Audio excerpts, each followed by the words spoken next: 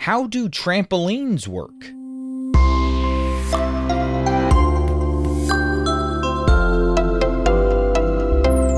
Hi, welcome to Curious Kids Every Day. I'm Josh. How are you doing today? It's so good to hear from you. Hey, have you ever jumped on a trampoline before? My boys got a trampoline as a gift from their grandparents a few years ago, and they jump on that thing almost every single day. They love it. What does it feel like to jump on a trampoline? Can you imagine that you're jumping on a trampoline right now? I get on the trampoline sometimes too. My boys always say, "Daddy, Daddy, will you jump on the trampoline with us, please?" So then I get on the trampoline and they say, "Let's play Spider Daddy." Oh, what's Spider Daddy? Here we go. That's a game where I crawl around on the trampoline like I'm a spider and I try to catch the boys. But inevitably one of them yells, "I'm a bee!" And they try to sting me. And by that I mean, they jump on my back and try to knock me down. Spider Daddy never wins that game. I always get stung by all the bees. Trampolines are so fun, but have you ever wondered how they work? How do they make you jump so high? Let's figure it all out today.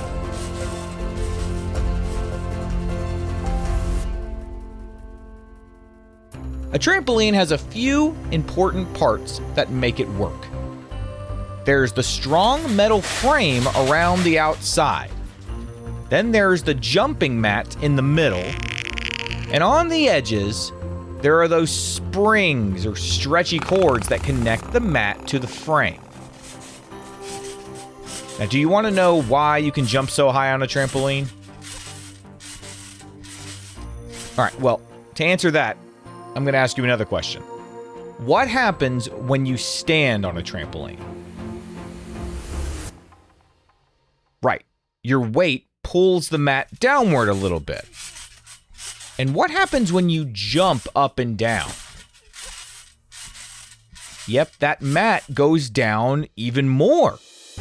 As the mat moves down, those springs all the way around the edge of the metal frame, they stretch. Those stretched springs are storing energy. Now, we've talked about stored energy before on the show when we've done an episode about roller coasters.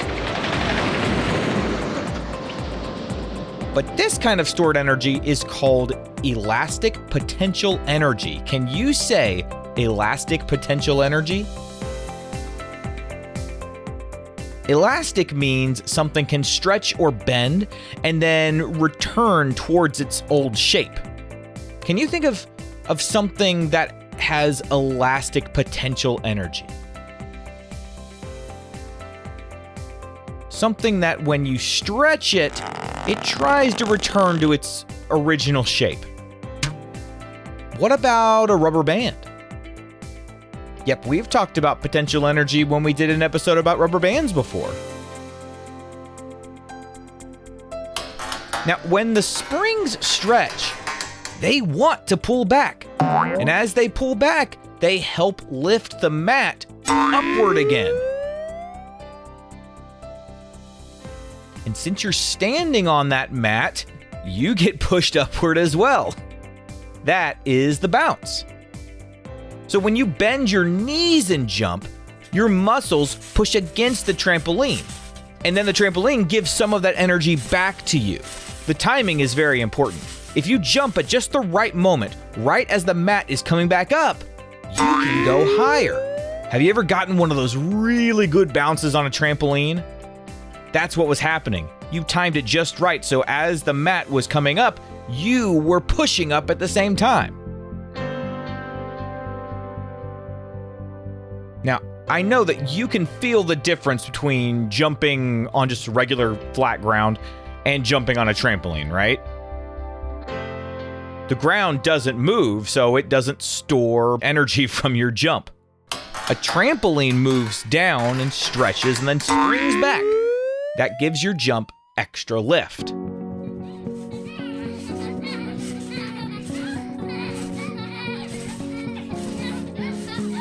A round backyard trampoline tends to pull jumpers toward the middle because the springs are arranged all the way around the circle. But there are rectangular trampolines, and those can give more of an even bounce in all kinds of different spots on the trampoline. And that's one of the reasons that you often see them at a trampoline park, or if you go somewhere to do gymnastics. It's very important to be careful on the trampoline. Jumping with too many people at once can make the mat move in ways that it's kind of hard to predict. One person might be coming down while another person is being pushed up, and that can make people bump into each other or land very awkwardly. So grown-ups often make rules like one jumper at a time, or no flips, or stay away from the edges if it's one of those trampolines that does not have that mesh wall. But I guess most trampolines these days have walls. You've probably heard a grown-up before say, "When I was a kid, these trampolines didn't have walls." It's true, they didn't. We just had to be even more careful on the trampolines back then.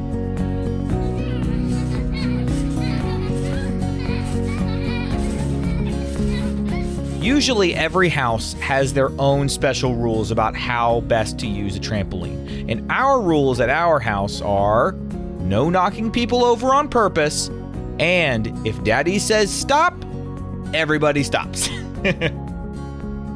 All right, so when you bounce on a trampoline, you are feeling energy move back and forth from your body into the stretchy springs and mat and back into your body again. Isn't that cool? That's why being on a trampoline feels so awesome. That is how a trampoline works.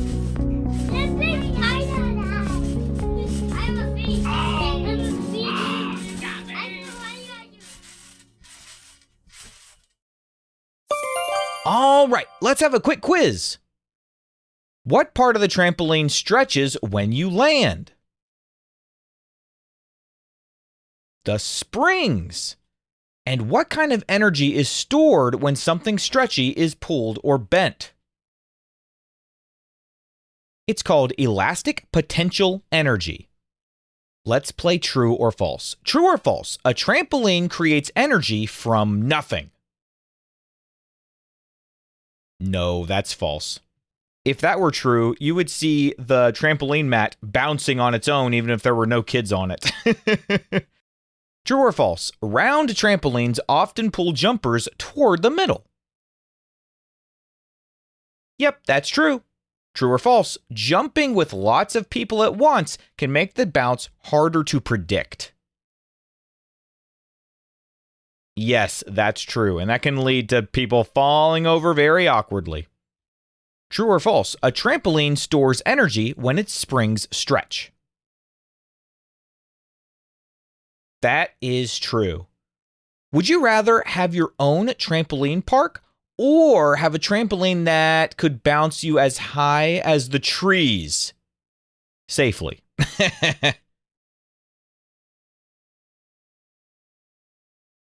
Well, being able to jump as high as the trees, that does sound good, especially if it were safe. But having my own trampoline park, I don't know, guys. That sounds really, really fun. I think I got to go with the trampoline park. There would be trampoline walls, maybe a trampoline ceiling. You'd be bouncing all over the place in there.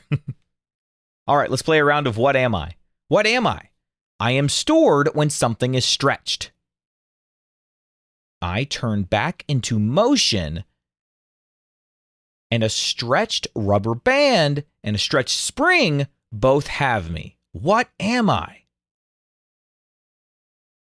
Remember that 3-word term we learned today? Elastic potential energy. So, trampolines work because the mat and springs stretch when you land. That stretch stores energy, and then the springs pull back and push the mat upward. Your body, the mat, and the springs all work together to make You.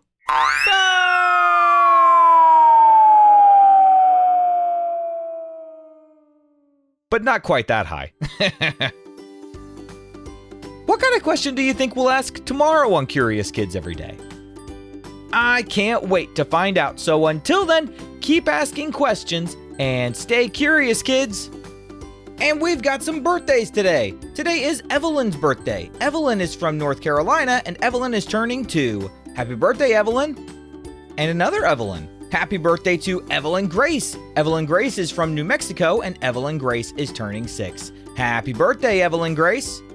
Jason is from California, and Jason is turning 6. Happy birthday, Jason. Stephen is from Florida, and Stephen is turning 8. Happy birthday, Stephen. Colby is from Massachusetts, and Colby is turning 6. Happy birthday, Colby. Ella is from Virginia, and Ella is turning 7. Happy birthday, Ella. Albie is from Scotland, and Albie is turning 7. Happy birthday, Albie. Delaney is from Indiana, and Delaney is turning 11. Happy birthday, Delaney. Brooks is from Indiana, and Brooks is turning 11. Happy birthday, Brooks. I bet you guys are twins. Remy is from Colorado, and Remy is turning 4. Happy birthday, Remy. Paisley is from California, and Paisley is turning 5. Happy birthday, Paisley. Ishan is from Vancouver, British Columbia, and Ishan is turning 5. Happy birthday, Ishan. And Juan Pablo is from Texas, and Juan Pablo is turning 8 this week. Happy birthday, Juan Pablo. To all the grown-ups listening, if your curious kid wants their birthday mentioned on the show, please visit supportcuriouskids.com and join the Curious Kids Club. That's supportcuriouskids.com. See you tomorrow.